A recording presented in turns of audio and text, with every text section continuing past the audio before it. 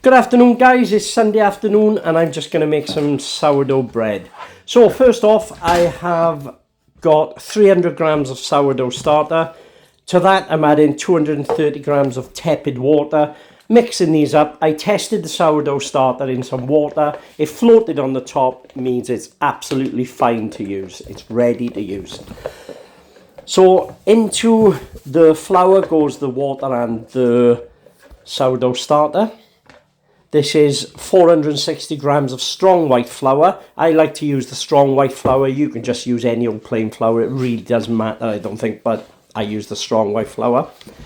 I'm mixing this together now, just roughly, and this is called the Autolyse phase. This is vital for building good structure in the bread. You just mix it together roughly, get it all from the side of the bowl, mix it in, cover it and just leave it for 1 hour, and this builds structure in the bread.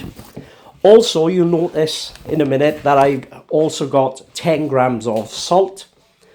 That is it's a good practice to weigh your salt out at this stage and just keep it close to your dough mix. You don't put it in yet, but keep it close. That way you're not going to forget your salt. It's worst thing in the world, forget your salt. So I'm going to cover this over. We're going to leave it for 1 hour, and then I'm going to tell you the story of my sourdough starters. Don't forget guys, this bread is so healthy. It's flour, water and salt, and that's it. Here we go. Let's get this story told.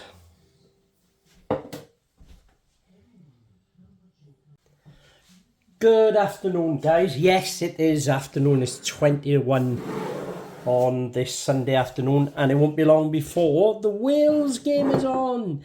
Yay! So anyway, I quickly want to tell you about my sourdough journey.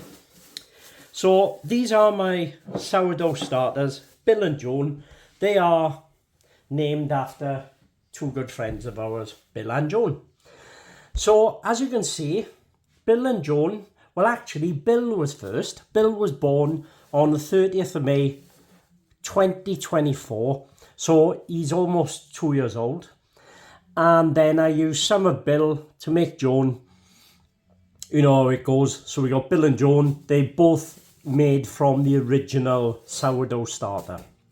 So when I'm not making sourdough, I couldn't say it. When I'm not making sourdough, I keep Bill and Joan in the fridge for up to like a week and a half, maybe 2 weeks sometimes. Then if I want to make bread, I take them out the fridge and I feed them. And I have noticed the last couple of times that I've been making bread that it's really been struggling to rise. Still been a nice loaf, still a lovely tasty sourdough loaf, but it's been struggling to rise. So what I've actually done, I have just kept a small section of Bill and Joan, just a tiny little bit, and I fed them 1 to 100%. So it was like 1 part sourdough starter to 100 grams of flour and 100 grams of water. And I did that for the last couple of days, and oh my God, they are so alive. I fed them this morning and I've literally just made some bread. Well, I've started the dough process with both my sourdough, Bill and Joan. So I'm going to leave these on the counter. I'll feed them later on so that they are nice and active. Here is my bread, my dough.